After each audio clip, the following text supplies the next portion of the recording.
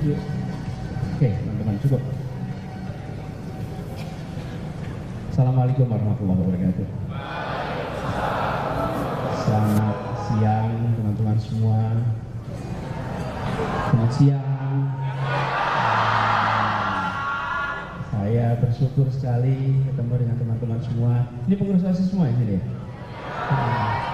Kelas berapa?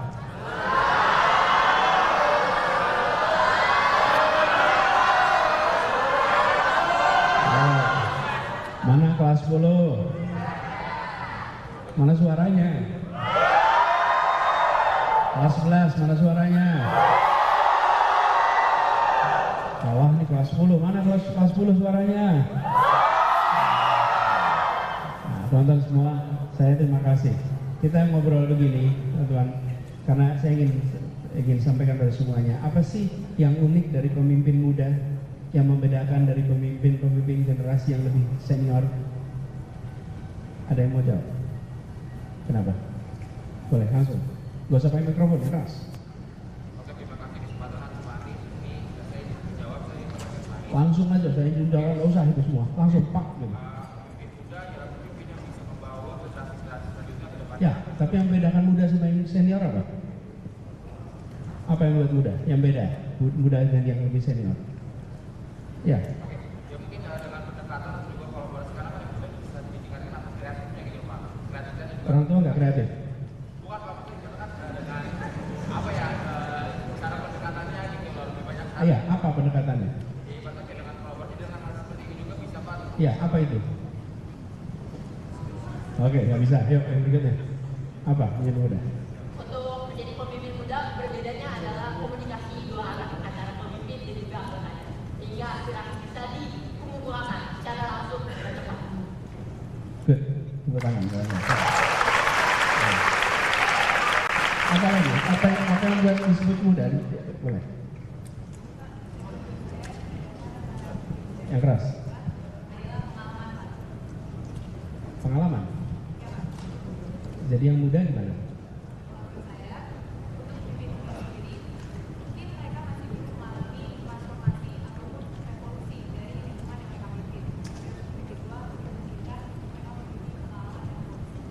Ya, boleh. Memang kalau bicara pengalaman, anak muda memang belum banyak pengalaman. Karena anak muda tidak menawarkan masa lalu, anak muda menawarkan masa depan. Oke, masa depan itu belum terjadi sekarang, betul ya? Tapi gini, teman-teman, apa yang saya garis bawahi? Disebut sebagai pemimpin itu jika dan hanya jika Anda memiliki follower. Jika Anda tidak punya follower, Anda bukan pemimpin. Pemimpin itu bukan jabatan. Pemimpin itu adalah Anda punya follower atau tidak. Follower itu siapa? Orang yang mengikuti pikiran Anda, kata-kata Anda, perbuatan Anda secara sukarela. Ingat-ingat deh. Disebut pemimpin bila apa? Ada yang mengikuti pikirannya, mengikuti kata-katanya, mengikuti perbuatannya. Oke? Jadi pemimpin muda bedanya dengan pemimpin yang lebih senior adalah pengakuan dari sebayanya.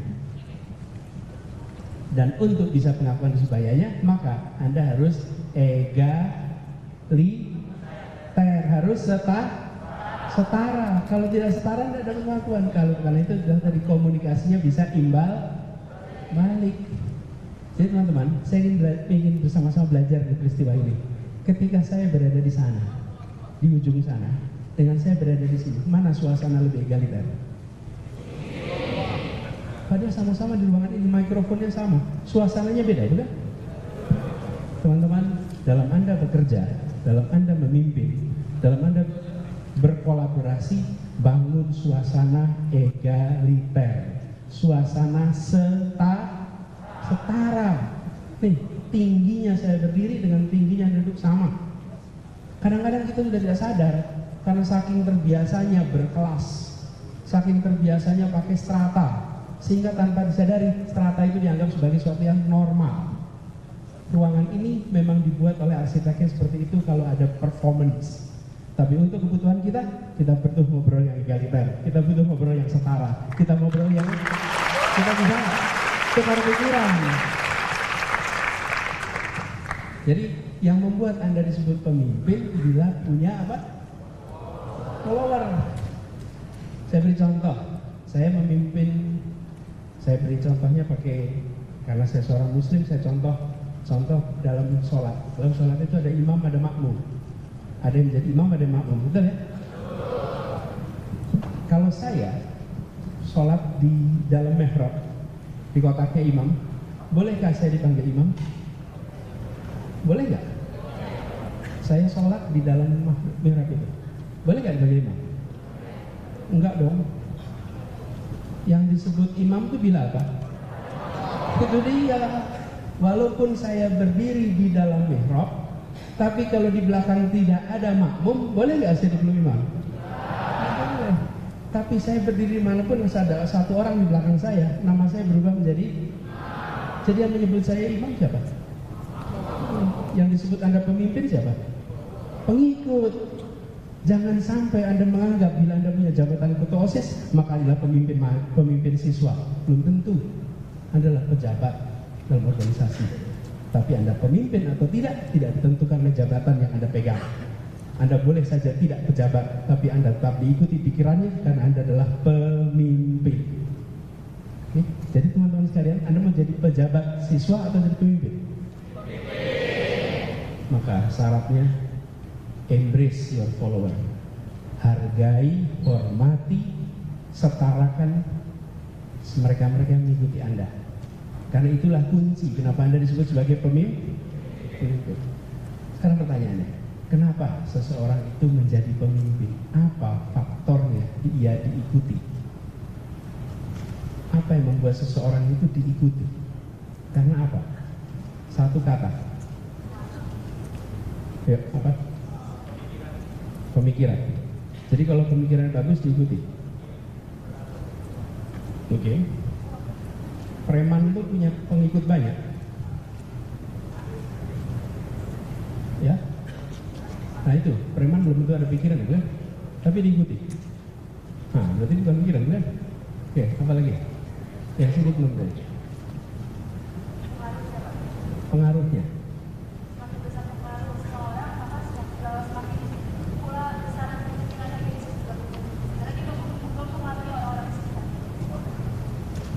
Hampir. Pengaruh. Hampir. Itu salah satu komponen. Tapi belum lengkap. Apa? Wibawa. Wibawa belum.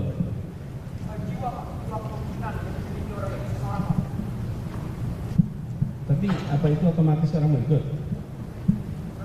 Kenapa orang mau ikut kalau cuma sekedar jiwa?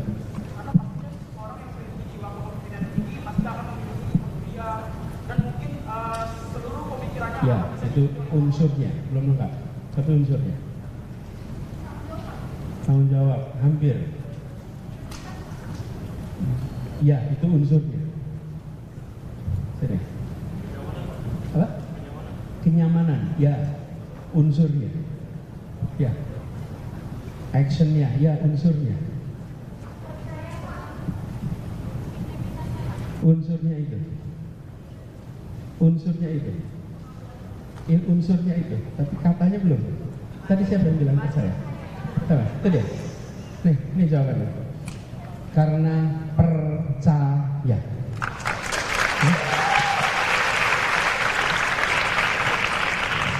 Kenapa Anda mengikuti seseorang? Karena Anda percaya. Percaya karena apa? Karena wibawa. Percaya kenapa? Karena berintegritas. Percaya karena apa? Itu unsur-unsurnya semua. Tapi satu kata namanya percaya. Teman-teman ingat-ingat, itu kata kunci terpenting. Trust, amanah. Itu kata kunci terpenting. Namanya apa? Pertanyaan berikutnya. Kenapa seseorang dipercaya? Apa faktor yang membuat seseorang itu dipercaya? Yuk, paling ujung sana. Influence. Belum. Jujur hampir.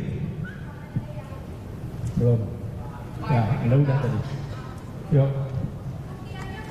Apa? Integritas. Itu satu komponen. Benar. Apa? Pembuktiannya unsur ya. Value-nya unsurnya iya. Idealismenya unsurnya ya. Belum. Ya itu tadi amanah. Apa? Ya. Ya, benar. Kompeten betul, integritas betul. Ya tadi amanah itu. Kita lagi tanya unsur amanahnya apa? Ya meyakinkan itulah amanah. Hah? Ada flip chart nggak di sini? Punya flip chart nggak? Punya whiteboard nggak? Lain kali nanti kalau teman-teman bikin training, bikin meeting, bikin apapun bawa itu ya. Karena itu alat untuk bisa komunikasi dengan semuanya. Tulis di situ. Oke. Ya tadi ada yang nyebut integritas, ada yang nyebut lagi kompetensi. Oke, dua unsur tersebut, tinggal satu lagi nih unsurnya. Apa? Ya boleh, tapi bukan itu. Nih, saya berikan jawaban. Anda punya kertas atau punya iPad atau punya alat tulis, buka itu sekarang. Buka. Pakai HP juga nggak apa-apa. Alat tulis itu boleh kertas, boleh apapun juga. Oke, dah siap? Tuliskan rumus ini. T sama dengan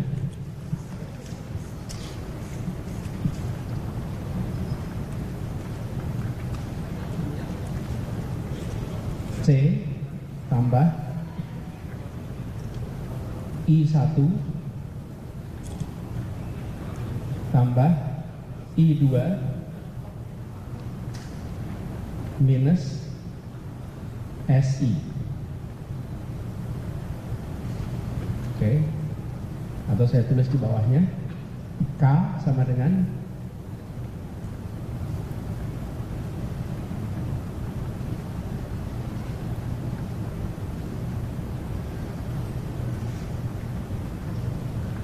K1 tambah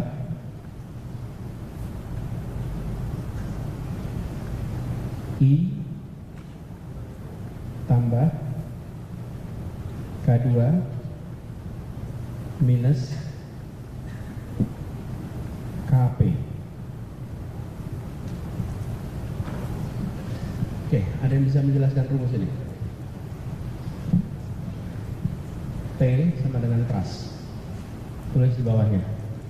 T sama dengan trust. Oke, terus C sama dengan kompetensi.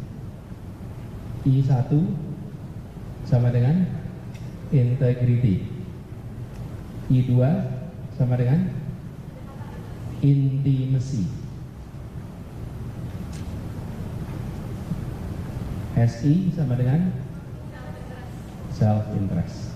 Teman-teman, inilah yang harus Anda pegang. Kalau Anda mau jadi pemimpin, jadi nomor satu harus punya Mungkinkah memimpin tanpa kompetensi?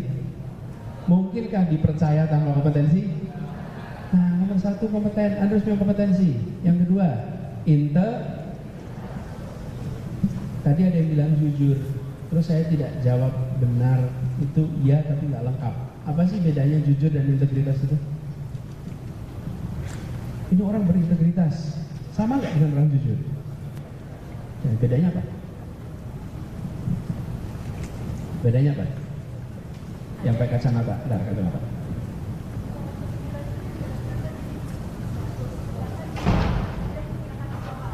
Apa? Oke, ya kira-kira begitu. Jawabannya tadi, integritas itu apa? Jujur? Nggak jujur? Dia terbuka. Kalau integritas ada moral. Nih saya jelasin ya. Jujur itu artinya dia tidak menutupi dia apa adanya. Seorang pencuri yang barusan mencuri lalu menceritakan apa adanya, dia berintegritas tidak? Enggak. Kan jujur kan? Berintegritas tidak? Nah, jadi integritas itu jujur plus melakukan hal yang benar, melakukan hal yang kepentingan umum. Jadi kalau jujur aja, pencuri lalu menceritakan seluruh proses pencuriannya, Anda nggak bisa mengatakan dia berintegritas, betul kan? Nah, jadi berintegritas itu artinya jujur plus bermoral. Nah, kemudian yang ketiga, intimasi. Tahu intimasi apa? Kedekatan. Teman-teman, mungkinkah Anda percaya tanpa dekat? Tidak mungkin. Lalu yang terakhir, pengurangnya namanya kepentingan Nah, iya adik, ingat-ingat ya, kalau ingin kepercayaan terjaga, unsur terakhir ini dikendalikan.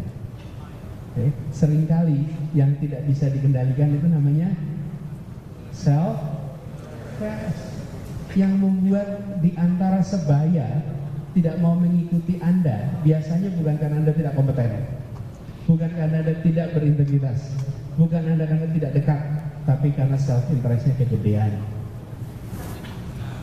Nih, saya ketua, saya harus paling depan. Saya ketua, saya harus nomor 1. Saya ketua. Nah, begitu Anda selalu saya ketua, saya harus ini, mikrofon nomor 1, ngomong nomor 1, di acara paling depan. Ketika Anda selalu mengutamakan yang namanya SI, lama-lama orang akan tidak percaya sama Anda. Oke, ingat-ingat tuh. Nah, biasanya yang begini ini yang punya begini ini biasanya justru anak-anak potensial, karena tumbuh besar dengan potensi, tumbuh besar selalu berprestasi, maka kadang-kadang tanpa sadar SI-nya kegedean. Ketika SI-nya kegedean, teman-teman yang lain menjauh. Bener nggak? Nah, kalau menjauh, maka Anda tidak lagi diikuti. Oke, gitu teman-teman. Pegang dia rumus ini. Jadi saya sampaikan ini dasar adik-adik, karena sebenarnya ke depan teman-teman semua, persyaratan itu membutuhkan karakter sederhana, namanya learner, pembelajar. Pembelajar, boleh tulis, pembelajar artinya to learn dan to unlearn. Learner itu to learn dan to unlearn. Pemimpin harus mau learning dan unlearning. Saya mau tanya, apa itu unlearning? Ada yang bisa kasih penjelasan, apa itu unlearning? Ada, makasih ya. Ada. Yuk. Unlearning itu apa?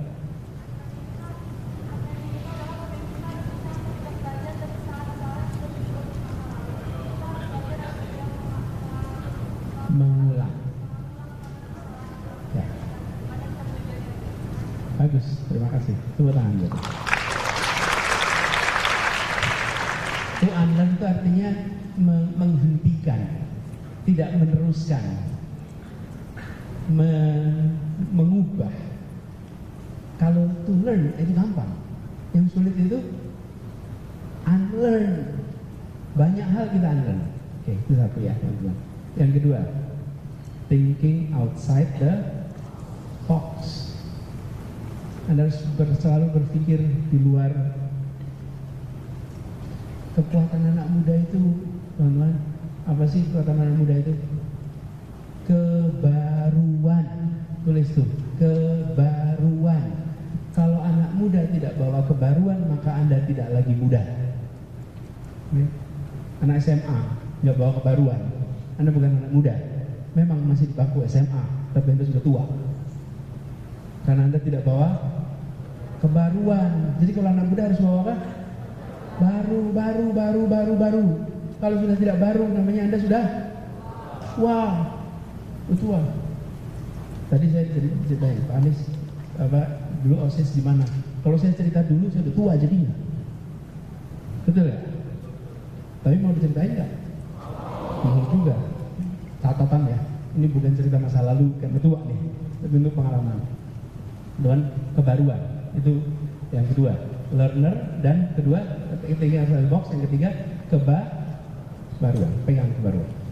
Yang keempat, teman-teman, yang tidak kalah penting, Anda harus memiliki kemampuan berpikir kritis, critical thinking. Berikutnya, kemampuan kolaborasi, lalu kemampuan untuk komunikasi, dan kemampuan untuk kreativitas. Itu 4K yang dibutuhkan di masa depan. Jadi saya titip penonton semuanya, itu bahan-bahan yang menurut saya peran dan antisipasi ke depan penting untuk dimiliki. Tapi pondasinya, teman-teman, sebagai pemimpin, pondasinya satu kata, trust. Tanpa ada trust, Anda tidak mungkin diikuti. Betul ya? Oke. Lubna sama Kevin, kalau mau dialog sekarang bisa dimulai. Kalau ada teman-teman ada pertanyaan bisa langsung. Boleh gitu? Boleh ya. Oke. Ya teman-teman, ini pengantar dari saya. Selanjutnya kalau mau ada dialog, tanya, silakan. Boleh tanya, boleh bertanya hal-hal yang terkait dengan kegiatan ini, dengan kepemimpinan, silakan bertanyakan. Ya. Oke. Tepuk tangan dulu buat saya yang tadi sudah terlibat.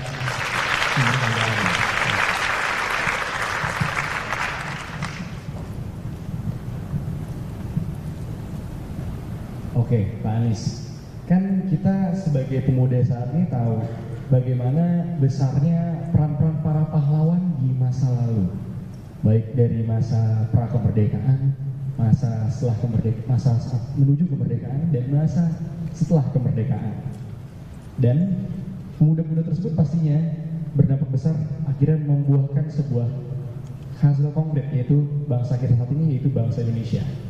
Nah, dengan tahun-tahun yang terus berlalu dan juga berbagai masalah global, bagaimana Bapak melihat peran pemuda dalam membangun Indonesia di masa era globalisasi?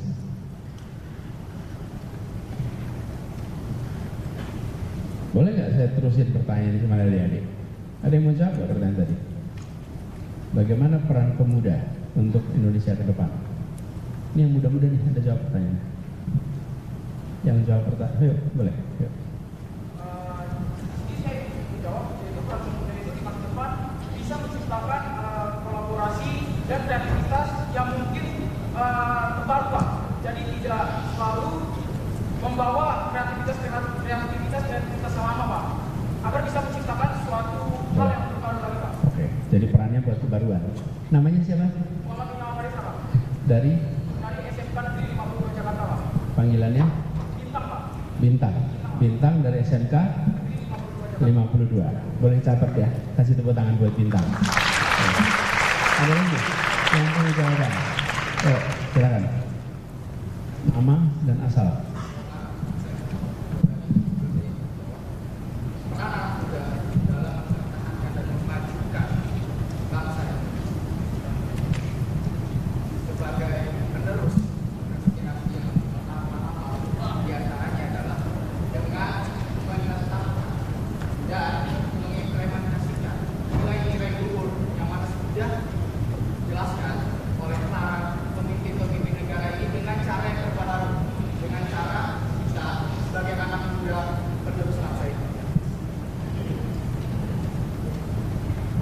Jadi kata kuncinya apa? Bawa kebaruan. Oke, sip, makasih. Sekali lagi namanya? Panggilan? Revan. Makasih, Revan. Jadi, boleh kebaruan. Ada lagi dari sini. Yang perempuan, silakan. Anda.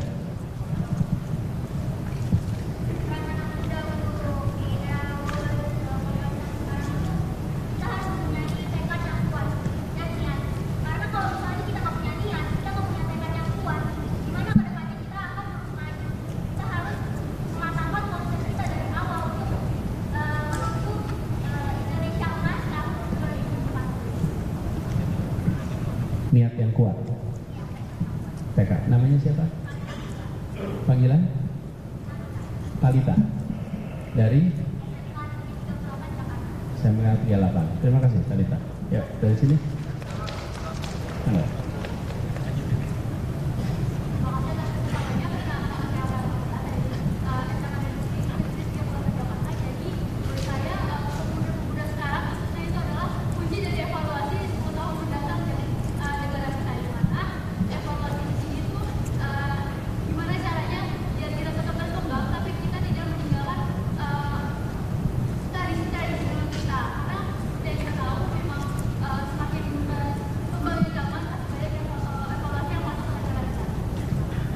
kasih.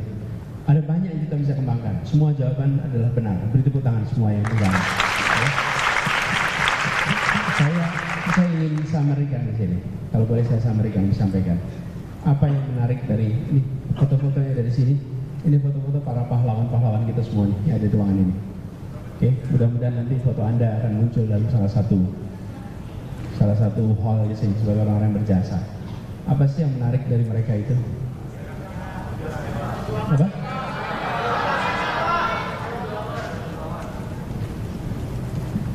Mereka mencintai Indonesia dan mencintai secara tanpa syarat. Tidak pernah mereka berkeluh kesah tentang negeri ini. Tidak pernah mereka menyalahkan tentang negeri ini. Mereka mencintai negeri ini, mencintai Indonesia, tidak pernah berhenti mencintai. Dan karena dia mencintai Indonesia, dia kerjakan apapun demi Indonesia. Dia kerjakan apapun demi bangsa Indonesia. Jadi menurut saya, kalau kita ke depan, wujudkan cinta itu. Untuk apa cintanya? Untuk Indonesia. Jadilah orang-orang yang mencintai Indonesia secara tanpa syarat. Ada orang cinta Indonesia dengan syarat. Syaratnya teratur, syaratnya semua baik, syaratnya tidak ada banjir, syaratnya tidak ada korupsi, syaratnya semua orang baik. Akhirnya syaratnya nggak ketemu. Setelah nggak ketemu terus mau apa? Saya pindah dah ke negeri lain. Teman-teman, mereka semua tidak pernah ada ide meninggalkan Indonesia, walaupun mereka memiliki seluruh kesempatan untuk meninggalkan Indonesia. Tumbuhkan rasa cinta pada Indonesia, insya Allah Anda akan bisa menjadi pahlawan-pahlawan Indonesia di masa yang akan datang. Apa lagi? Sudah? Sekarang boleh mereka tanya, atau ada Lubna tanya? Boleh Bapak, izin menanyakan seputar tadi tentang para pemimpin. Pasti mereka dipercaya oleh orang lain dan memiliki follower tadi. Kemudian yang ingin saya tanyakan adalah kira-kira apa saja sih Pak faktor-faktor yang membuat pemimpin itu lebih berkualitas? Karena di sini kami para generasi muda, tentunya teman-teman tahu kami itu adalah agent of change, agen perubahan, dan bisa menyambut nanti para pemimpin lainnya yang lebih oriented atau berorientasi pada masa depan. Lubna, good questions. Pertanyaannya, bagaimana meningkatkan kualitas kepemimpinan? Usul saya, unsur tadi T sama dengan apa? C sama tambah I1 tambah C, I ditingkatkan. Tingkatkan kompetensi, ya, tingkatkan integritas, tingkatkan intimasi. Nah, itu semua akan membuat kualitas kepemimpinan Anda akan meningkat. Anda harus punya kepemimpinan.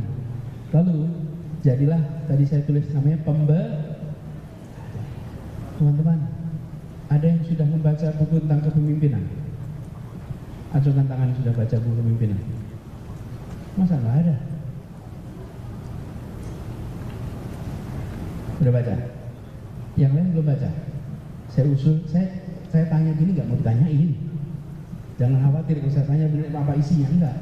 Saya cuma ingin bilang teman-teman, di luar sana ada banyak buku tentang kepemimpinan. Cari buku itu, baca buku itu. Bahkan Anda bisa tanya pada AI, Anda bisa tanya Google tentang apa teknis-teknis kepemimpinan. Belajar terus. Seorang pemimpin adalah pembelajar. Dia harus terus-menerus belajar. Pelajari semua yang terbaru tentang kepemimpinan. Latihan kepemimpinan itu tidak berhenti di SMA, tidak berhenti di SMK, tidak berhenti di universitas. Latihan kepemimpinan itu berjalan terus. Saya beri gambar. Satu ketika saya menghadiri sebuah pertemuan semacam World Economic Forum. Yang hadir di situ adalah para CEO perusahaan-perusahaan raksasa dunia, para pemimpin pemerintahan, para tokoh-tokoh akademisi. Tempatnya di sebuah pulau, dan orang-orang itu datang ke pulau itu di tengah Pasifik. Untuk datang ke sana by invitation hanya sekitar 500-an orang. Ini sangat elit pertemuannya. Saya kemudian diundang untuk bicara. Lalu saya menemukan satu sesi judulnya leadership. Padahal yang kumpul di sini itu pemimpin-pemimpin yang sudah terbukti sukses di bidangnya masing-masing. Terus ada satu sesi namanya leadership. Jadi saya kepengen ikut. Gimana coba? Datang sesi kepemimpinan, Kan kalau SMA kepemimpinan biasa, kuliah belajar kepemimpinan biasa. Ini bayangin, CEO perusahaan besar, pemimpin pemerintahan ikut workshop namanya leadership. Saya mau datang. Ketika saya datang, yang memberikan workshop itu seorang yang usianya 90-an tahun, hampir 90, 80 sekian sampai 90 tahun. Dan dia adalah orang yang selalu jadi pemimpin sepanjang hidupnya dia. Dari mulai dia kecil sampai dia usia hampir 90 tahun, itu selalu jadi ketua, selalu jadi pemimpin. Lalu dia menceritakan apa yang membuat unsur kepemimpinan. Saya ceritakan kepada teman-teman untuk mengatakan jangan pernah menganggap bahwa setelah Anda jadi ketua berarti Anda belajar kepemimpinannya selesai. Tidak. Anda mau jabatan apapun, belajar kepemimpinan harus jalan terus, nggak boleh berhenti, terus belajar terus. Jadi pertanyaan Lukman tadi soal pengembangan, jadilah pembelajar, kembangkan 3 faktor itu. Gitu ya, benar? Oke, sekarang yang lain di sini kalau ada yang mau tanya. Oke, Anda paling belakang sana, boleh. Pertanyaan tidak ada yang jelek dan yang buruk dan yang baik. Pertanyaan adanya panjang atau pendek. Jadi pilih pertanyaan yang singkat. Yuk.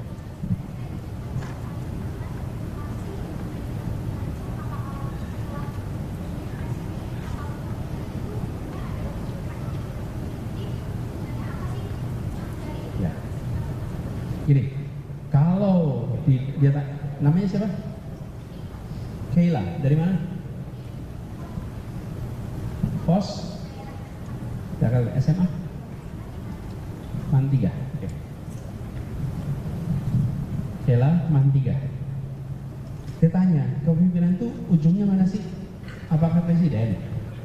Apalagi apakah tugas yang lain? Gini, organisasi ada struktur. Dalam struktur ada namanya juga struktur. Konsekuensi ada strata.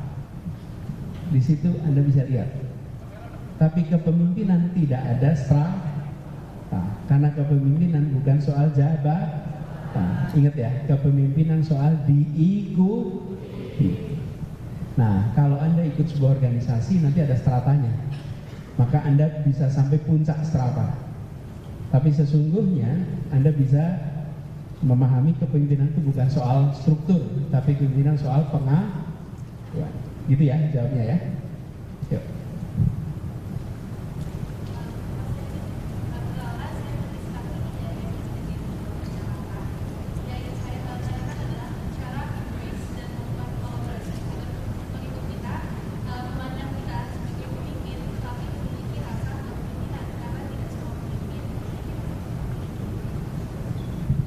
Ada pertanyaan dari panggilannya Putri.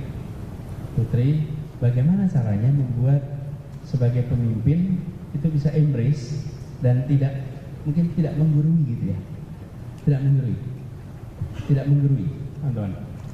Gimana caranya supaya tidak menggurui teman-teman? Sebenarnya banyak sekali perintah yang bisa Anda sampaikan dengan cara yang baik, yang enak, yang nyaman teman-teman. Dan itu namanya komunikasi. Anda bisa komunikasi. Kalau Anda komunikasi dengan baik, maka orang-orang akan mengerjakan juga dengan perasaannya nyaman. Teman-teman semua di sini, bisakah teman-teman berdiri?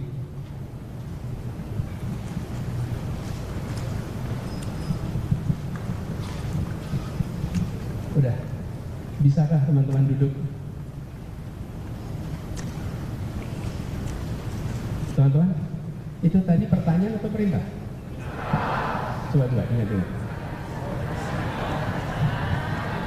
Ingat tadi apa? Tadi pertanyaan atau perintah? Dikerjakan sukarela tidak?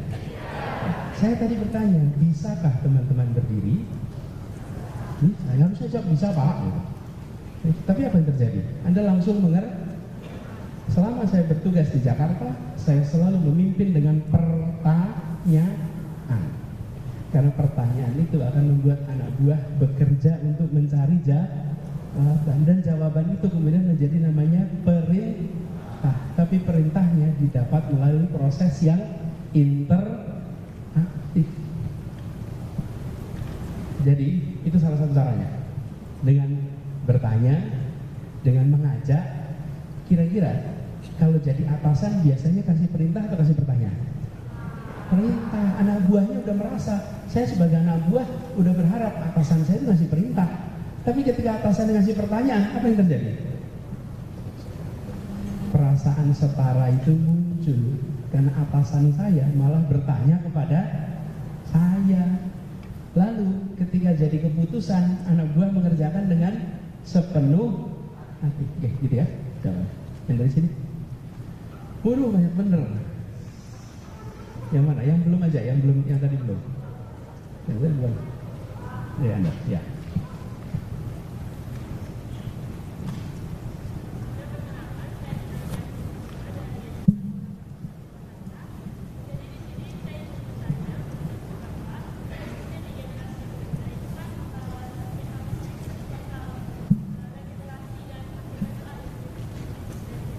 Ya.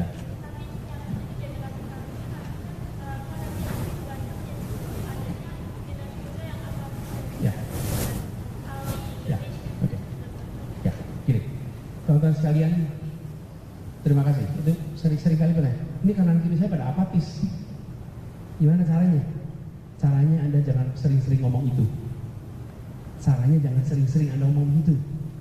Jangan. Ini misalnya nih. Saya itu lagi sama anak-anak SMA. Ini anak-anak SMA ini payah betul. Payah, apatis, gak pada mau baca, gak mau aktif. Kira-kira yang kanan kiri gak aktif dan apatis gimana perasaannya? Merasa tersingkir. Dibalik. Teman-teman semua, saya senang sekali teman-teman ini aktif. Teman-teman pada gak aktif tuh. Teman-teman tidak apatis, positif. Pernah dengar kutipannya Bung Karno? Beri 10 pemuda dan saya akan guncang dunia. Oke, teman-teman, ketika Bung Karno mengatakan itu, 95% penduduk Republik ini tidak bisa baca tulis. Oke, 95%. Jadi artinya apa? Bisa pidato, bisa perang, tapi dikasih selembar kertas dan satu pensil, suruh tulis nama, tidak bisa tulis nama. Oke, kira-kira begitu. Terus Bung Karno bilang, beri saya 10 pemuda dan saya akan guncang dunia. Kira-kira 9 dari 10 pemuda itu buta huruf. Betul nggak? Faktanya begitu kan? Kira-kira dengan 9 pemuda buta huruf bisa mengguncang dunia seperti apa coba? Tapi Bung Karno tidak bicara untuk memangkas percaya diri pemuda Indonesia. Bung Karno mengatakan untuk membangkitkan percaya diri bangsa Indonesia walaupun kenyataannya masih pada buta huruf. Jadi teman-teman sekalian, teman-teman pada aktif di sini, jangan pernah mengatakan ini teman-teman saya mayoritas apatis. Mayoritas, nggak usah. Ajak saja untuk terlibat, ajak saja untuk berkiprah. Jangan pernah berikan label apatis. Katakan pada semua, Anda aktif, Anda mau terlibat. Teman-teman di sini aktif sehingga mereka terpanggil untuk aktif. You are what you are labeled. Anda adalah label yang dititipkan pada Anda. Kalau saya katakan Anda cerdas, muncul perasaan saya cerdas. Terus saya katakan Anda tidak cerdas, muncul rasa saya tidak cerdas ya, benar nggak? Ya, gitu kira-kira jawabannya. Oke, yang di sini ada. Oh, belum. Tuh, sampai gini-gini ya dah, ada. Ya. Oh, dua-duanya gini ya. Udah, boleh dah. Ini aja dulu. Ya, langsung.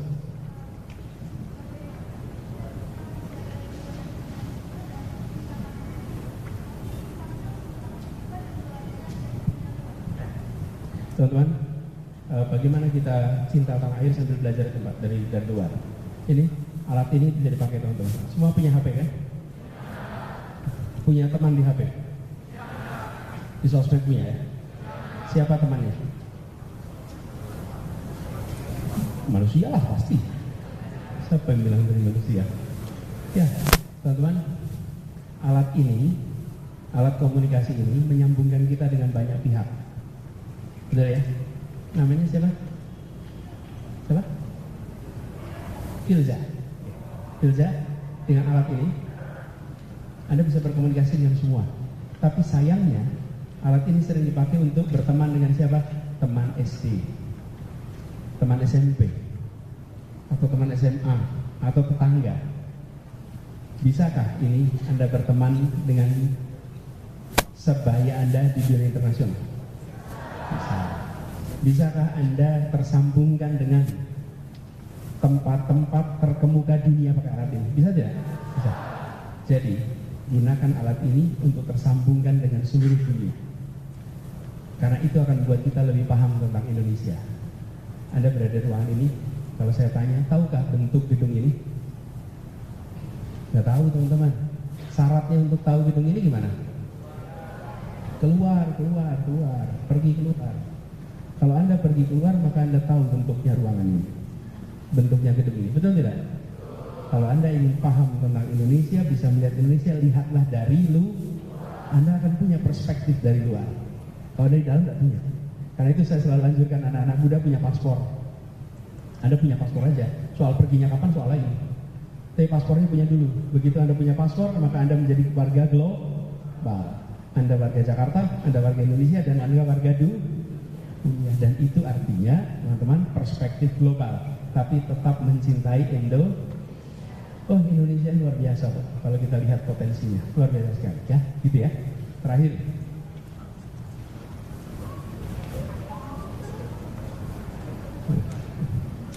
Ya udah, yang paling belakang sana, langsung.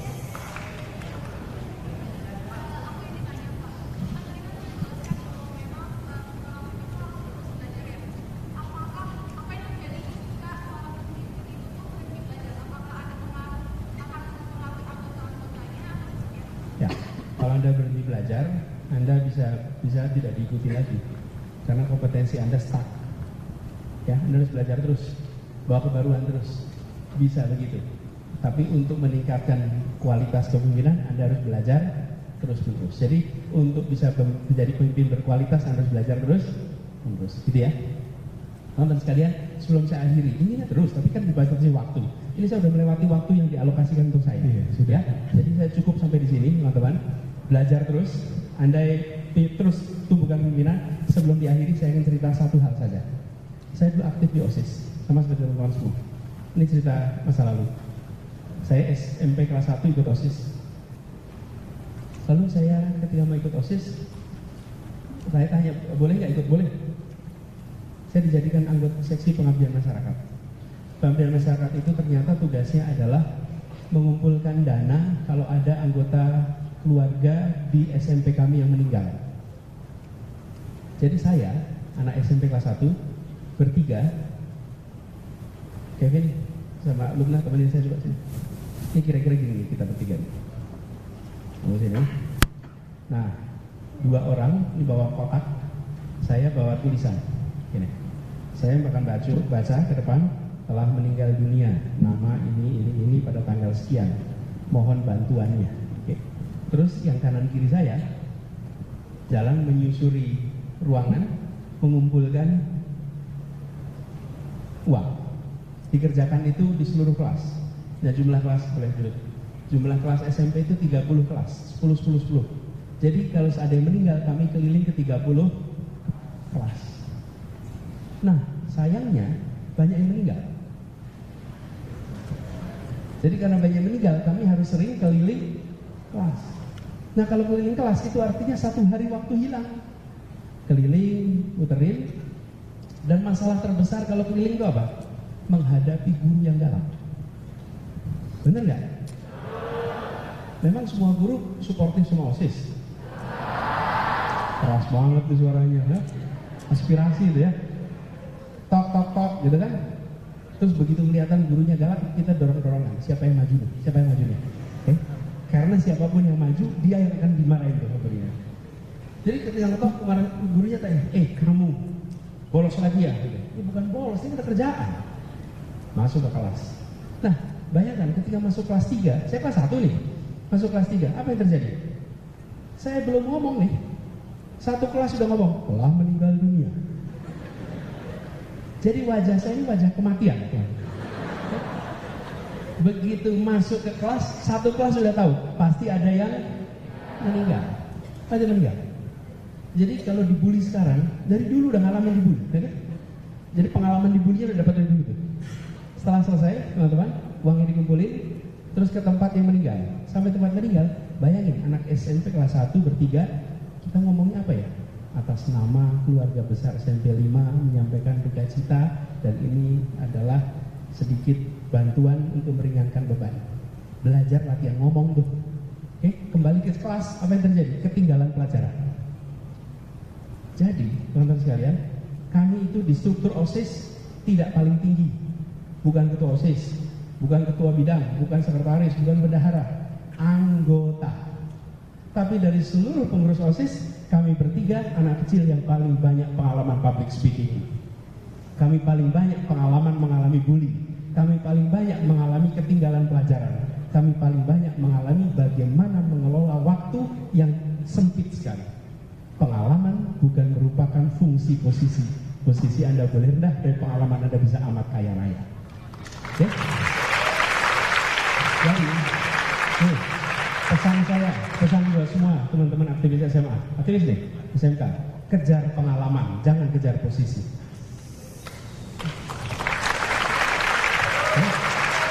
Kalau posisi tidak mengantarkan Anda kemana-mana, memangnya di CV ditanyain tuh, ya kelihatan bagus ketua OSIS, ketika udah jalan belum tentu dia ketua. Tapi itu pengalaman dikejar, jangan kejar posisi. Posisi apapun, kalau Anda jalani dengan belajar hikmahnya, jadi pengalaman. Pengalaman sama dengan perjalanan plus hikmah. Orang yang menjalani tidak mengambil hikmah nggak dapat pengalaman. Oke, lalu akhirnya saya SMA ikut OSIS. SMA baru jadi ketua OSIS. Tapi pengalamannya yang begitu-begitu tuh. Dan SMA saya ikut organisasi OSIS seperti ini. Cuma waktu itu nasional, kumpulnya di Jakarta, dan saya waktu itu bertugas sebagai ketua OSIS se-Indonesia pada waktu itu. Itu tahun 80, belum lahir saya itu. Nah, jadi teman-teman, pengalaman itu semua mewarnai. Jadi buat Anda semua di sini, pesan saya, jangan kejar posisi, tapi kejar pengalaman. Apapun posisi, yang penting pengalaman. Teman-teman, selamat belajar, selamat berkarya. Jadilah pemimpin hebat untuk Indonesia masa depan. Saya tunggu kiprahnya masa depan ya. Salam buat guru-guru, salam buat semua keluarga, dan sampaikan kepada semua, saya mau jadi pembelajar. Pemimpin adalah pembelajar, bukan soal posisi. Karena itu siapapun yang nanti bertugas, itu adalah bagian dari pengalaman. Yang tidak bertugas tetap cari pengalaman. Terima kasih. Assalamualaikum warahmatullahi wabarakatuh.